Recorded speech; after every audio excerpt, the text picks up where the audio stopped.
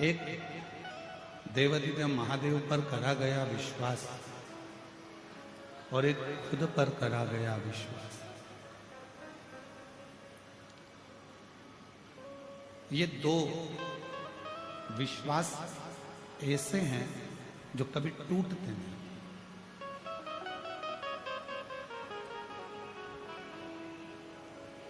आप किसी मंजिल पर जाना चाहते हैं, आप किसी पद को पाना चाहते हैं,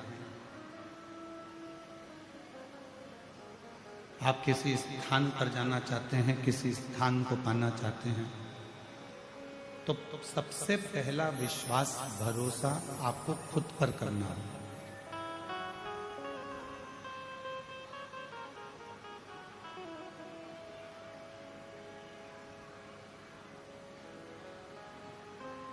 एक धमतरी की एक बेटी है, उसका नाम रिया है, साहू परिवार से है। एक कथा में जब वो आई थी तो उसने एक पत्र लिखा था, उस पत्र को हमने व्यासपीठ से भी पढ़ा। उस रिया साहू ने पत्र में लिखा था, क्या मैं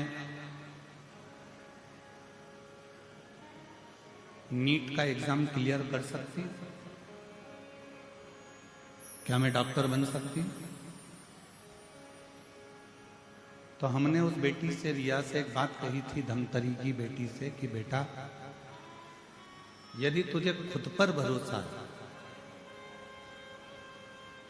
और तू स्वयं पर अगर विश्वास करती है, स्वयं पर अगर भरोसा करती है और महादेव को अगर एक लोटा जल चढ़ाती है, तो एक दिन तू डॉक्टर बनकर ही रहे। सबसे पहला भरोसा अपने आप पर होना चाहिए। सबसे पहला भरोसा अपने आप पर करें।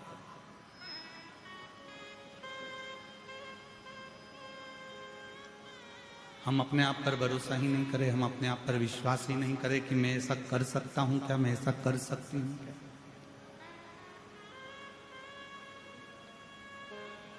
कोई तुमसे कहे तेरी जन्म पत्रिका में कोई भी योग अच्छे नहीं, कोई तुमसे कहे कि तेरी हाथ की रेखा में कोई भी योग अच्छे नहीं, कोई तुमसे कहे कि तेरे घर का वास्तु भी अच्छा नहीं, उससे कहना कि मेरी पत्रिका बुरी है, मानती हूं, मेरे हाथ की रेखा बुरी है, मानती हूं, मेरे घर का ग्रह विकार है, मानती हूं, पर उससे कहना इन सबको पलटने की सामर्थ्यता मेरे महादेव में भी है और मुझ में भी है। इन सबको पलट, रात दिन एक करो, अच्छी पढ़ाई करो, अच्छी एजुकेशन करो, खूब दिल लगाकर अगर तुमने विद्या अध्ययन करा है, खूब दिल लगाकर तुमने पढ़ाई करी है, तो दुनिया में किसी की सामर्थ्यता नहीं है कि कोई तुमको डाउन कर दे।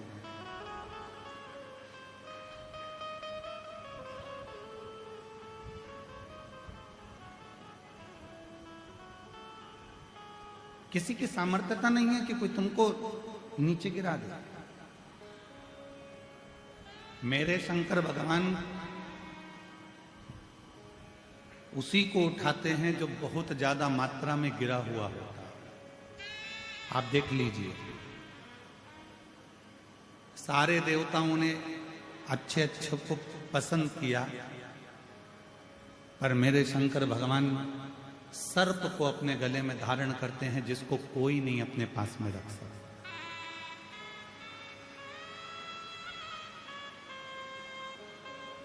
कोई ने पुष्प लिए, कोई ने फल लिया, कोई ने कुछ लिया, कोई ने कुछ लिया, पर मेरे शंकर भगवान ने वो लिया जिसको दुनिया के लोगों ने ठुकरा दिया।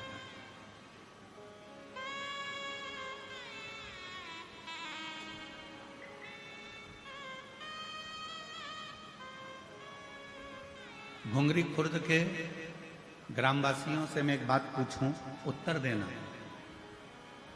लकड़ी जलाते हो, चूल्हा जलाते हो, सिगड़ी जलाते हो, कंडा जलाते हो, गोबरी जलाते हो, जो राख निकलती है उस राख को फेंकते हो कि नहीं फेंकते हो? जम के तो बोलो, फेंक देते हो ना? घोड़े पे ले जाके डाल देते हो, उसको घोड़े पे ले जाकर फेंक देते हो।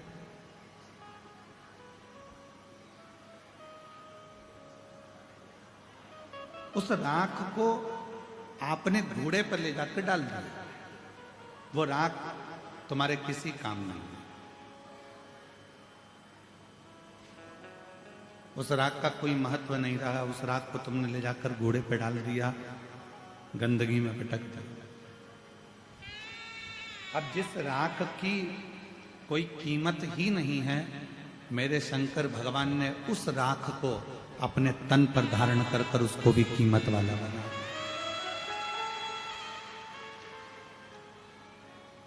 मेरे देवादिदेव महादेव ने उसको भी कीमत वाला बना दिया। उस राख की कोई कीमत नहीं, उस भस्म की कोई कीमत नहीं, पर चपटी भभूत में है खजाना कुबेर।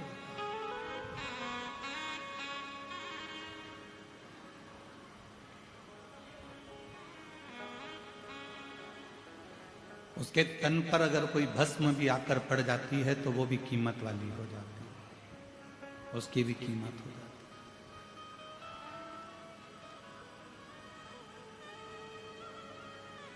है। एक धतूरा कांटे में लिप्त है, कांटों से बना हुआ है, वो धतूरे की कोई कीमत नहीं है, कोई देवता उसको स्वीकार नहीं करते, पर शिव जी उसको अपने तन पर धारण कर कर उससे श्रृंगार कर लेते हैं।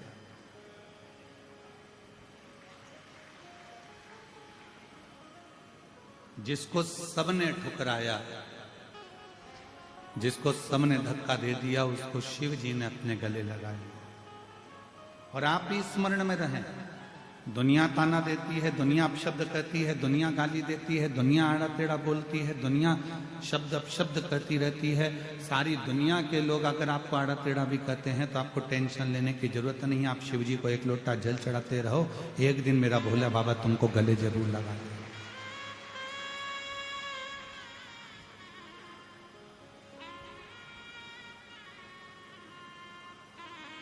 हिम्मत नहीं हारना। एक पत्र है जो हमको धमतरी की वो बेटी ने जो पत्र लिखा था, वैसा ही एक पत्र आज फिर आया है कथा में, बड़ा सुंदर है, देखिए।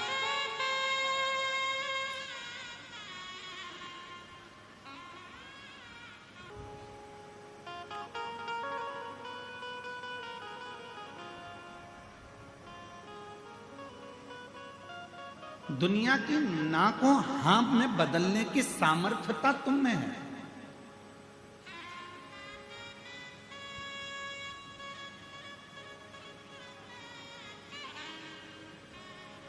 मेरे शिव जी ने उनको स्वीकार करा जिनको सबने नकार दिया। मेरे शंकर भगवान ने उनको स्वीकार करा जिनको लोगों ने धक्का मारकर निकाल दिया। हम आपसे पूछें, महाभारत का वन पर्व कभी पढ़िएगा। गीता प्रेस गोरखपुर से महाभारत खरीद कर लाना, उस महाभारत का वन पर्व पढ़ना।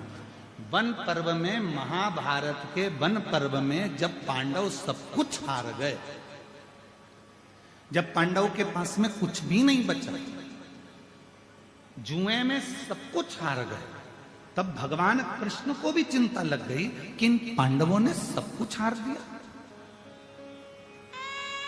सब कुछ।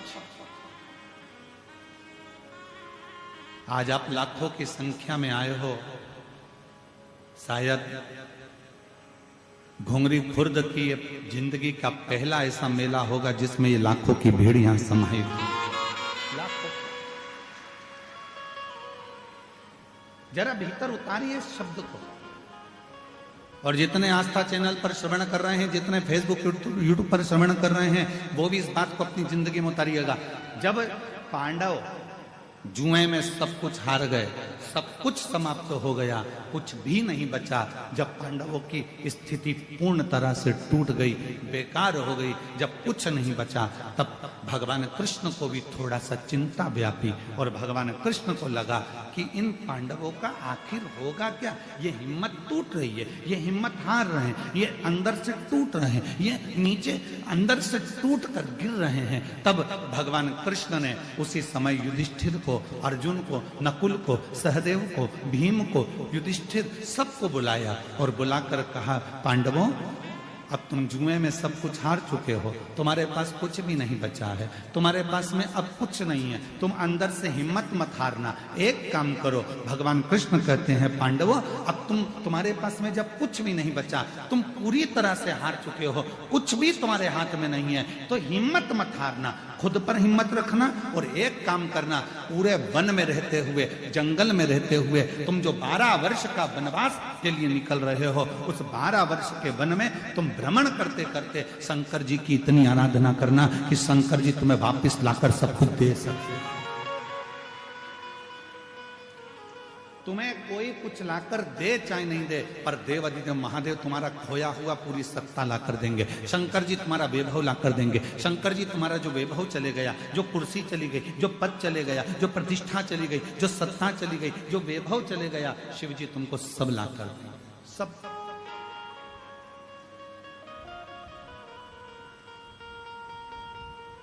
एक सामर्थ्यता, एक स्वयं पर विश्वास करो।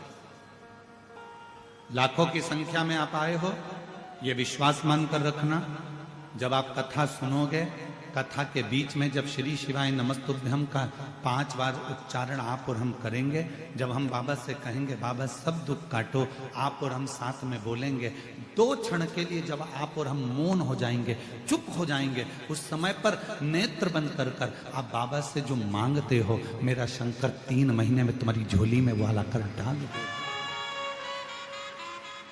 मेरा शिव वो दे देगा।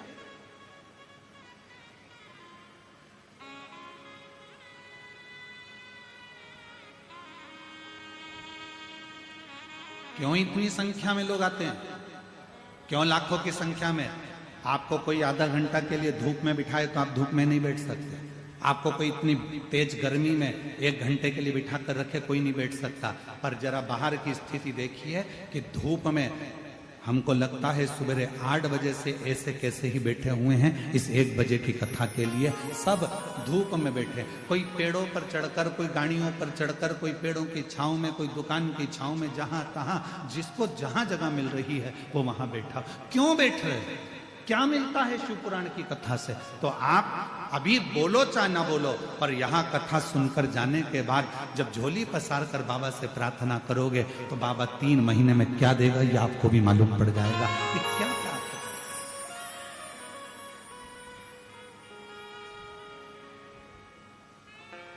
कितनी उदारता है उसकी।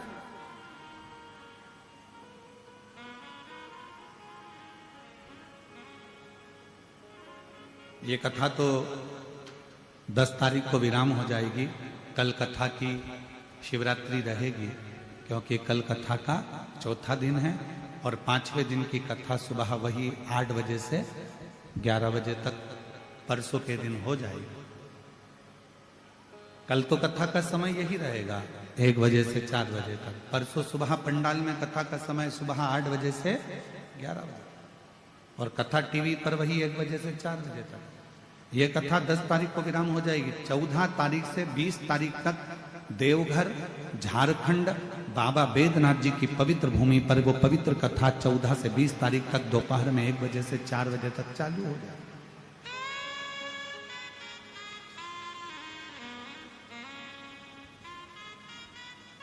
बाबा बैद्यनाथ कथा स्थल कोठिया नजदीक दर्दमारा सुल्तानगंज रोड देवघर झारखंड में 14 से 20 नवंबर तक शिव महापुराण की कथा रहेगी 1 बजे से 4 बजे।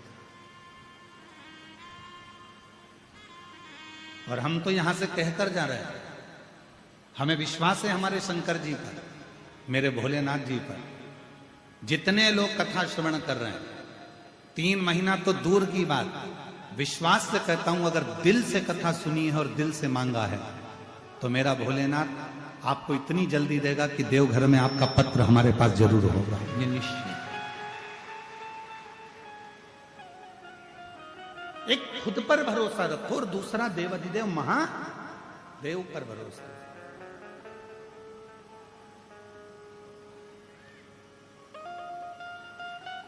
कोई कह दे तुम्हारा भाग्य बेकार है, ना ना ना, मेरा भाग्य बहुत अच्छा है, मैं शंकर जी की कथा सुनती हूँ।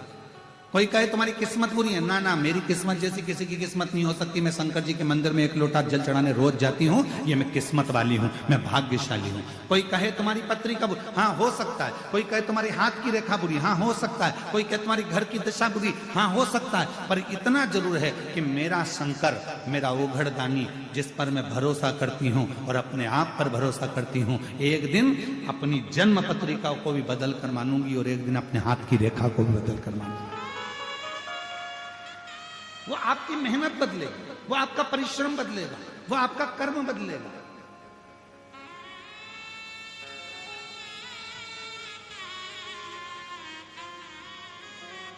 कई लोग कहते हैं गुरुजी हम तो चाहते हैं कि हमारा दारू का नशा छूट जाए, इसका कोई उपाय है क्या तुम्हारे पास नशा छुड़ाने के लिए? हमारे पास कोई उपाय नहीं है। उपाय तुम्हारे पास है। तुमने दारू पी है, तुमने पीना चालू करी है, तुम नशे में रहते हो, तो छोड़ने की सामर्थ्यता भी तुम्हारी हो, तुम्हारे अंदर वो बल है कि तुम छोड़ सकते। कोई बाबा, कोई महात्मा, कोई जोगी, कोई सन्यासी, कोई तपस्वी तुम्हारी मदिरा नहीं छुड़ा सकता। तुम्हारी मदिरा तुम खुद छोड़ सकते हो, तुम में वो बल है। आज तुम्हारे इस गांव में कथा हो रही है, तुम चाहो तो संकल्प ले सकते हो कि मैं इस शिव महापुराण की कथा में संकल्प लेता हूं कि मेरे बाबा पर भरोसा कर कर आज के बाद कभी मदिरा नहीं पीऊंगा। तो तुम्हारे अंदर की सामर्थ्यता।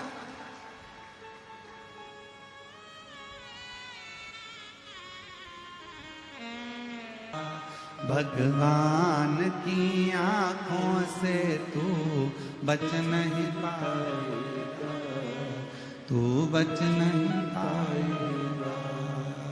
अरे ओ अज्ञानी मत करना, अरे ओ अज्ञानी मत करना।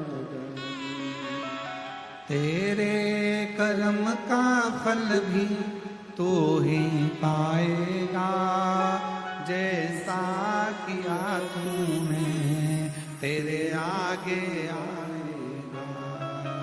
मत बुरे कर्म कर बंदे वरना पछताएगा। भगवान की आंखों से तू बच नहीं पाएगा, तू बच नहीं पाएगा। अरे ओ अज्ञानी मत करना, अरे ओ अज्ञानी मत करना। पांडव हार चुके, पांडव का बल समाप्त हो चुका था, पांडवों का वैभव समाप्त हो गया था, पांडव के पास कुछ नहीं बचा था, पांडव अपने अंदर से हिम्मत हार रहे थे। तब भगवान कृष्ण ने कहा पूरे वन में तुम शिव की आराधना करना, शंकर की भक्ति करना। यदि तुमने शिव को पकड़ लिया, यदि शंकर को तुमने पकड़ लिया और शिव को यदि 1 लोटा जल चढ़ाना चालू कर दिया, तो भगवान कृष्ण कहने लगे कि केवल 33 कोटि देवताओं में एक देवाधिदेव महादेव में वो बल है कि लिखे हुए ललाट के भाग्य को भी पलट देते हैं। और वो पलट,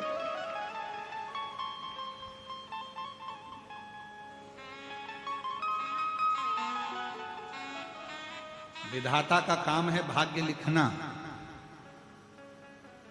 विधाता का काम है भाग्य को लिखना, पर भाग्य को पलटना विधाता का काम नहीं है। विधाता भाग्य को लिख सकता है पर पलट नहीं सकता। भाग्य को पलटने की सामर्थ्यता तो केवल 1 लोटा जल सारी समस्या का हल। भाग्य को पलटने की सामर्थ्यता तो केवल शिव में है।